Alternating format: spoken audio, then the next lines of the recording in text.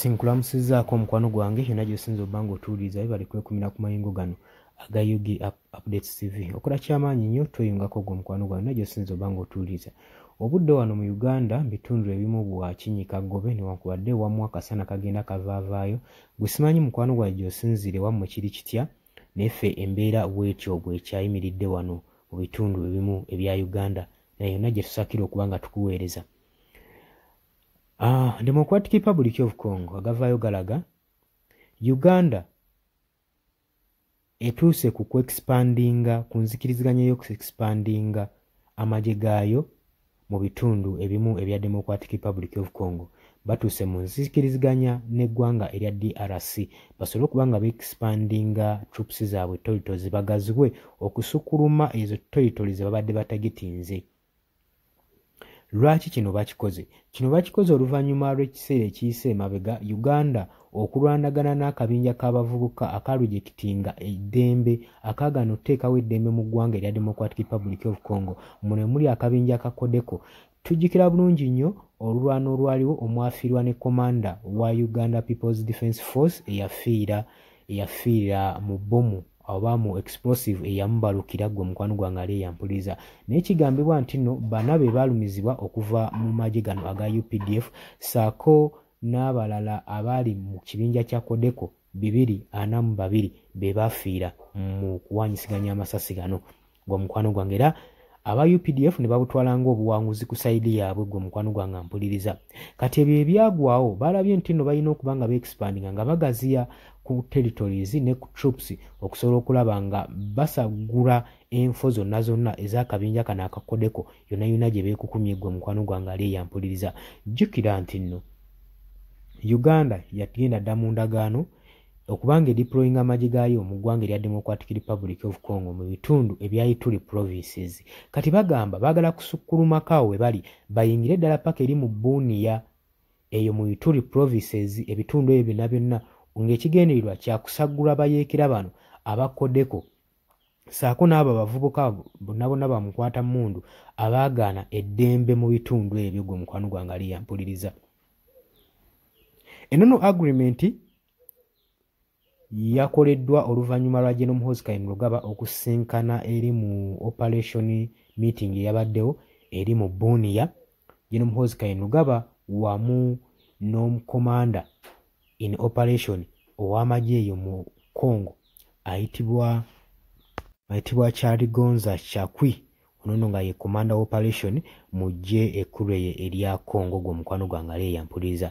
Basuubira nti nno emirembe zigenda kuba nga giddizibwa mu ggwanga lino naddala mu bitundu bye bagenda okuba nga beexpandinga basobole okuba nga bagaziya military troops okuba nga ziyongerayo nga zigaziwa basobole okuba nga baprovidinga security emala mu bitundu ebya Ituri, Bunia, ebyo byonna byonna ebya Ituri provinces byonna byonna bagenda kuba nga beexpandinga okusobola okuba nga bagaziya ebyokwerinda byabwe obutaddamu kukola nsobi ku kufuna bulumbaganyi ng'obwaliwo ennaku ziri eziyise emabega. Omwafiira abajaasi omujaasi wa UPDF yali komanda operation mu kaseera ako. Naye newankubadde ebyo biri awo, Congo ye ekyagenda mu maaso n'okuba nga esattira n'abayeekera saako ne bano aba M23 bagiriisa akakanja buli lukya, ate ne waliyo abayeekera ba ADF nabo bagenda mu maaso n'okuba nga baliisa gavumenti ya Democratic Republic of Congo akakanja bagifuukidde akayinja mu ngato. So tulina kuba nga tubasabira baganda baffe basobole okuba nga batebenkera emirembe giddizibwe mu ggwanga lyabwe. Oli ku Yugi Updates TV kosinza obbanga otuwuliriza bw'atannatweyungako okkirira wansi waliwo ekigambo subscribe kikoneko obeere nga otweyungako ddala bulungi nnyo. Mbagaliza olunaku olulungi baganda bange mweraba. Yes, oli ku Yugi Updates TV kosinzira okuba nga otuwuliriza gwe mukwano gwange yonna yenna ali eyo. Gwe nagambye agala otweyungako, agala okweyunga ku channel eno, kkirira wansi waliwo ekigambo subscribe kikoneko okoonene mukadde. Temwerabirako na mukadde kubanga akadde ako mukwano gwange gakuyambako nnyo okuleetera notification message bwe waba nga waliwo information yonna gye tutaddeko. Ate buli w'osubscribing obeera otufollowinze, kitegeeza buli kimu kye tunaateekako ojja kuba nga okifuna gwe mukwano gwange. Leka okipingwe ng'oli updated ku buli kimu ekigenda mu maaso mu ggwanga gwali eyampuliriza. Abali mu Qatar, Oman, Dubai, Saudi Arabia, abali e Dubai, abali mu US, abali mu UK, abali Canada, abali mu South Africa nammwe abali mu Ndwana Kenya nalekaani menyani nammwe abali mu Asia matumiddeko nnyo mwebale kwekumira ku Yugi Update TV mwe mbeezezaawo amayengo gano aga Yugi Update TV. Mikwano gyange sola beebaza kinnoomu wabula nsazeewo nkozese lino eddoboozi eryewamu nsobole okubeebaza mwebale kuyimirizaawo channel eno mwebale mwabajja naddala mwabajja mu comment section ne mukomentinga ne muteekako endowooza yammwe ne mutangaaza bannayuganda ku ki ekiteekeddwa ekituufu okukolebwa gwe okusinziira ku ndowooza yo. So muna batajjangako mu comment section mbakubiriza okujja mu comment section muteekeko ebirowoozo byammwe mutangaaze eggwanga ku biki byaba bagenze mu bukyamu ne bikolebwa mu bukyamu eri bannayuganda. Dani ku Airlines e Kenya nawe nkutumiddeko ennyo naye jangu mu comment section oteese toteekako buteesi linnya lyo mujje mu comment section mwe abasharinga aba likinga namwe abasubscribinga mwe muyimirizaawo amayengo ga channel eno. Eyo namba y'essimu gye mbateereddaawo ya noti 726 noti emu 67994. Eyo enamba ya WhatsApp eri mu kimyufu. Ye namba gy'ogenda oyita kuba gy'osobola okuyitako gwe mukwano gwange ayagala okulanga wamu naffe. Ngw'alina bizinensi yo ng'ogyagala tugikulangire nga wandyetaazo gikulangira. Eyo namba gy'oba oyitako ku WhatsApp osobole okubanga naye bizinensi yo gikuba abantu tugikulangire gwe mukwano gwange ali eyo ampuliriza. Ne ngenda mu maaso n'okulabula abantu ku biki ebigenda mu maaso mu ggwanga naddala ng'akalulu kano aka 2026 katuukuse kengedde. Kati buli muntu alina kubeera vigilant, olina kubeera bulindaala oleme kutunda mwoyo gwo mukwano gwange. Waliwo abatunda emyoyo gyabwe olw'M1,1500 sukaali.